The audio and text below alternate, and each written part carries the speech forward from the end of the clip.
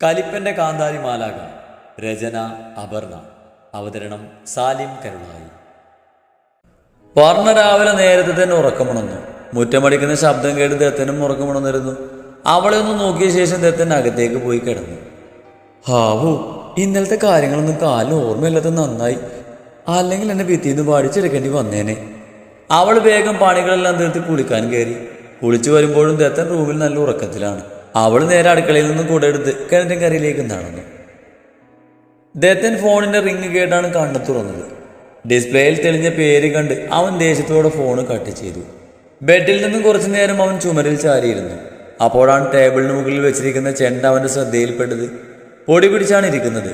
അവനൊരു പഴയ തുണിയെടുത്ത് ചെണ്ടയെടുത്ത് ഉമ്മർത്ത സ്റ്റെപ്പിൽ വന്നിരുന്നു. റൂമിലേക്ക് വന്ന വർണ്ണ വേഗം കോളേജിലേക്ക് പോകാൻ റെഡിയായി.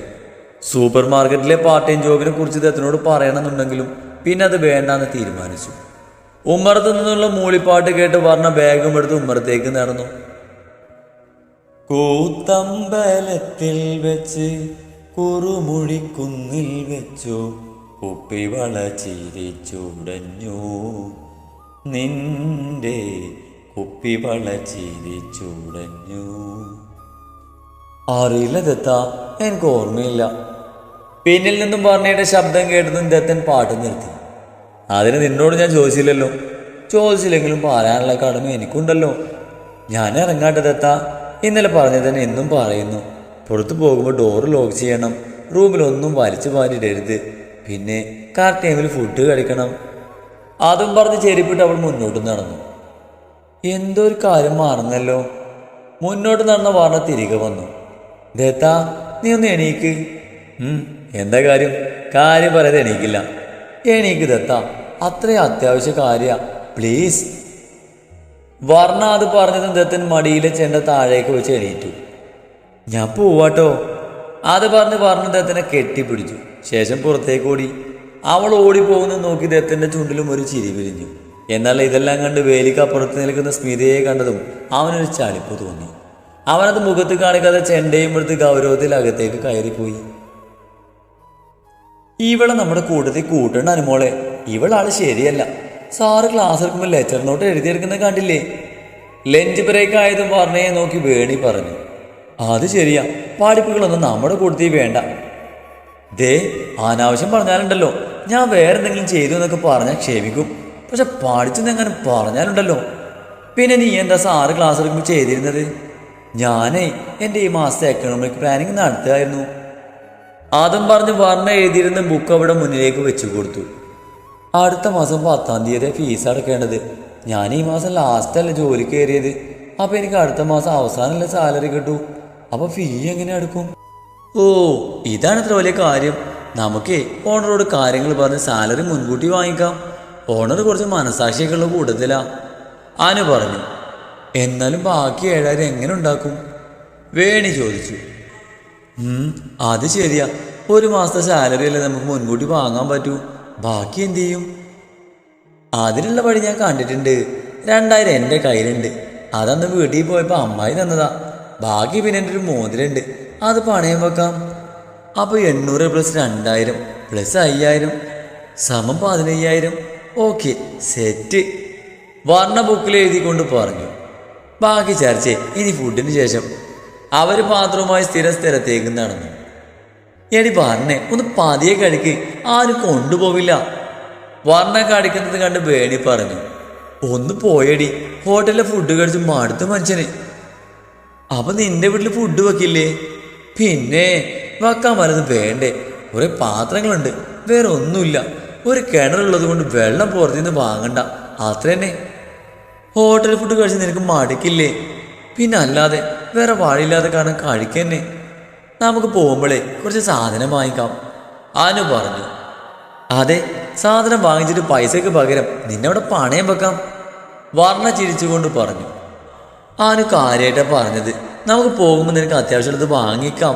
പൈസയുടെ കാര്യം നീ ആലോചിക്കണ്ട. പിന്നെ പൈസ കൊടുക്കാതെ സാധനങ്ങൾ കിട്ടുമോ? ഞങ്ങൾ എല്ലാ മാസം അവസാനം അടിച്ചു പൊളിക്കാൻ മിച്ചം വെക്കുന്ന കുറച്ച് പൈസയുണ്ട്, തൽക്കാലം അതെടുക്കാം. ഏയ്, അതൊന്നും വേണ്ടടി. വെറുതെ ഒന്നും അല്ല, സാലറി കിട്ടിക്കഴിഞ്ഞ് ഞങ്ങൾ പറയുന്ന സാധനം നീ ഞങ്ങൾക്ക് വാങ്ങിത്തരണം. എനിക്ക് ബിരിയാണി മതി. നിനക്കോ വേണി? എനിക്ക് പൊറാട്ടയും ബീഫും. അവർ ചിരിയോടെ പറഞ്ഞതും പറഞ്ഞ അവരെ ഇരുവരെയും കെട്ടിപ്പിടിച്ചു. വെറും 2 ദിവസത്തെ പരിചയം കൊണ്ട് പോലും അവരിങ്ങനെയൊക്കെ സ്നേഹിക്കുന്നു. അതാലോചിച്ച് വർണ്ണയുടെ കണ്ണുകൾ നിറഞ്ഞു. അയ്യേ, വർണ്ണക്കുട്ടി കരയാ? വേണി അവളുടെ കണ്ണുകൾ തുടച്ചു. കരയേ? ഞാനോ? അത് ഞാൻ സീരിയൽ നടിയല്ലല്ലോ. ഇത് വർണ്ണയാ, വർണ്ണ ദേവദത്തൻ. പിന്നെ എന്തിനാ നിന്നെ കണ്ണു നിറഞ്ഞേ? ആനു പറഞ്ഞു.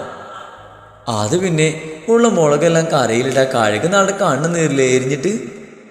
ആ നടക്കട്ടെ നടക്കട്ടെ, ഇപ്പൊ അങ്ങനെയൊക്കെയായി കാര്യങ്ങള്. വർണ്ണാദേവദത്തൻ.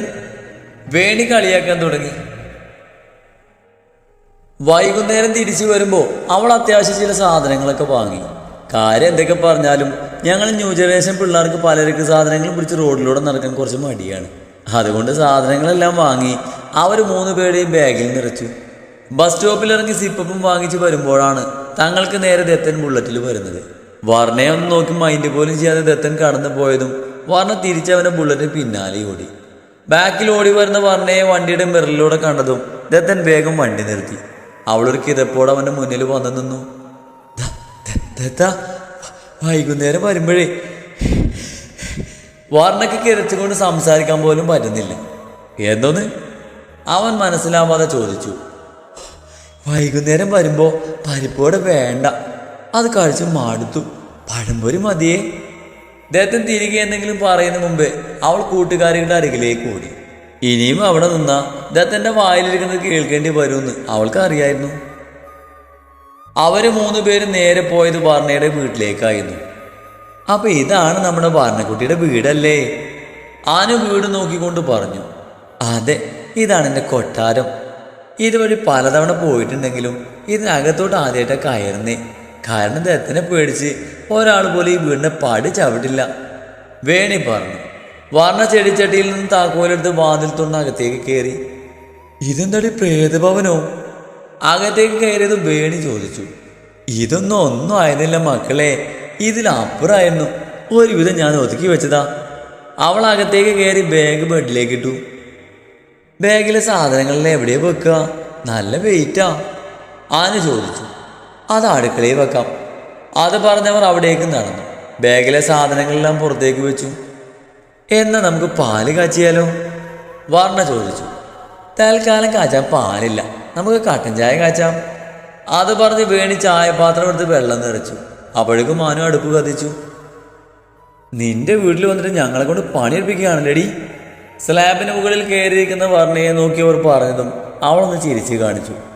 വേണി തന്നെയാണ് 3 പേർക്കുള്ള കട്ടൻ ചായ ഉണ്ടാക്കിയത്. ചായ എല്ലാം കുടിച്ചു കഴിഞ്ഞ് അവർ വേഗം തന്നെ അവിടുന്ന് ഇറങ്ങി. വർണ്ണയുടെ വീടിന് മുൻപേ ഒരു 10 വീട് അപ്പുറത്തായാണ് അനുവിൻ്റെയും വേണിയുടെയും വീട്. അവർ പോയതും വർണ്ണ വേഗം കുളിക്കാനായി ബാത്റൂമിൽ കയറി. സമയം കുറെ കഴിഞ്ഞിട്ടും ദത്തൻ വന്നിരുന്നില്ല.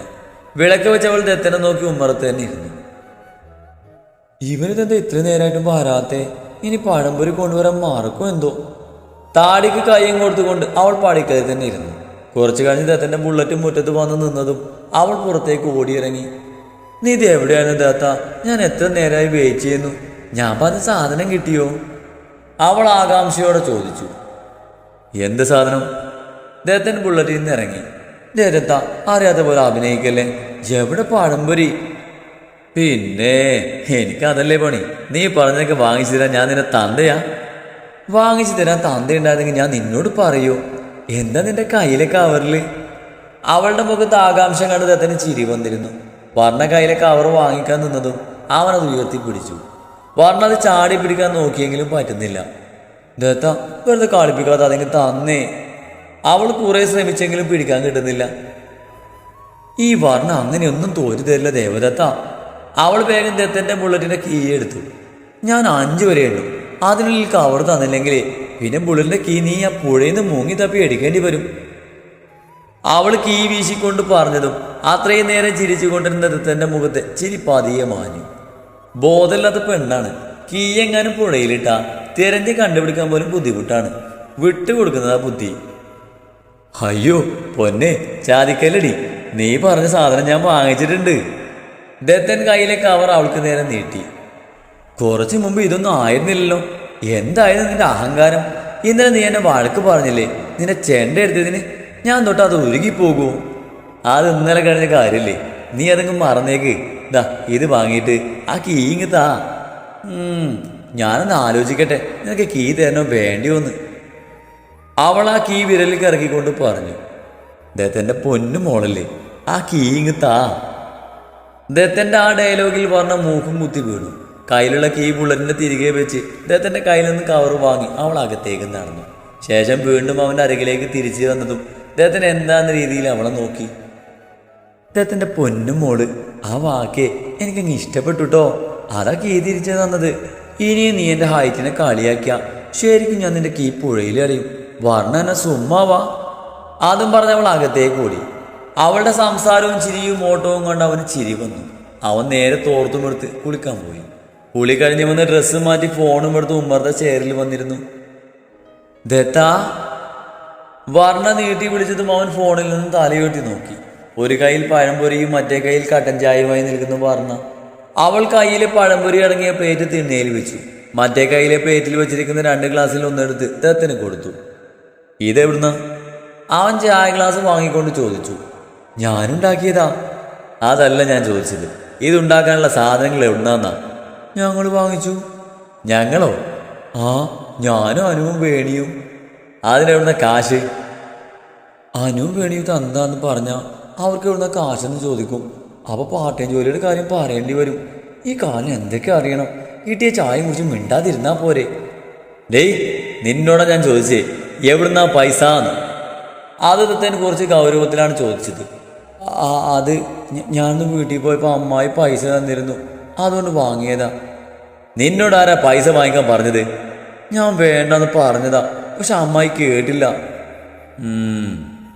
ദത്തൻ ഗൗരവത്തിലൊന്ന് മൂളിക്കൊണ്ട് ചായ ഒന്ന് കുടിച്ചു നോക്കി. വർണ്ണ തിണ്ണയിൽ ചമ്രം പടിഞ്ഞിരുന്ന് ചായ കയ്യിലെടുത്തു. ദത്തൻ്റെ ഇടം കണ്ടിട്ട് അവളെ ഒന്ന് നോക്കി. ചായയുടെ സിപ്പെടുത്തതും അവൾ അപ്പം തന്നെ മുറ്റത്തേക്ക് തുപ്പി. അയ്യേ, ഇതെന്താ കഴിക്കുന്നേ? അതെന്നോടാണോ ചോദിക്കുന്നേ? നീയല്ലേ ഉണ്ടാക്കിയത്? ദത്തൻ ചിരി കടിച്ചു പിടിച്ച് പറഞ്ഞു. പക്ഷേ എന്തൊരു കുഴപ്പം, ഞാൻ ചായപ്പൊടിയുടെ കുഴപ്പമാണോ? ഏയ്, അങ്ങനെ വരാൻ സാധ്യതയില്ല. കുറച്ച് മുമ്പ് കുടിച്ചപ്പോൾ കുഴപ്പമില്ലായിരുന്നല്ലോ. നിനക്ക് ശരിക്കും ചായ ഉണ്ടാക്കാൻ അറിയില്ലേ? ദത്തൻ ചോദിച്ചു. ചായ ഉണ്ടാക്കാൻ അറിയാം, പക്ഷെ കട്ടൻ ചായ അറിയില്ല. അവിടെ അമ്മായിയുടെ വീട്ടിൽ പാൽ ചായ തന്നെ. 2 ഗ്ലാസ് വെള്ളം, 2 ഗ്ലാസ് പാല്, 8 സ്പൂണ് പഞ്ചസാര, 3 സ്പൂണ് തേയില. അവിടെ 4 പേർക്ക് ഞാനാ ചായ ഉണ്ടാക്കുക. ഇവിടെ നമ്മൾ 2 പേരല്ലേ ഉള്ളൂ. അപ്പോൾ 2 ഗ്ലാസ് വെള്ളം, 4 സ്പൂണ് പഞ്ചസാര, 1.5 സ്പൂൺ തേയില. 1.5 സ്പൂണോ? കട്ടൻ ചായയിൽ ആരെങ്കിലും ഇത്രയും ചായപ്പൊടി ഇടുമോ? നീയൊക്കെ ഏത് കോളേജിലാണ് പഠിക്കുന്നേ? കഷ്ടം. അതിന് കോളേജിൽ ചായ വെക്കാനല്ല പഠിപ്പിക്കുന്നത്. അവൾ അതും പറഞ്ഞ് ചായ ഗ്ലാസ് എടുത്ത് അകത്തേക്ക് പോയി. ദത്തൻ തൻ്റെ ഗ്ലാസ് അടുക്കളയിൽ വെക്കാൻ പോകുമ്പോൾ വർണ്ണ അടുക്കളയിലെ പടിയിലിരുന്ന് എന്തോ ആലോചിക്കുകയായിരുന്നു. ഡേയ്, എന്തോ? നിനക്ക് അവർ എത്ര രൂപയാണ് തന്നത്? ആര്? നിന്റെ അമ്മായി. 2000. എന്തേ? ഒന്നുമില്ല. അത് പറഞ്ഞവൻ പുറത്തേക്ക് പോയി.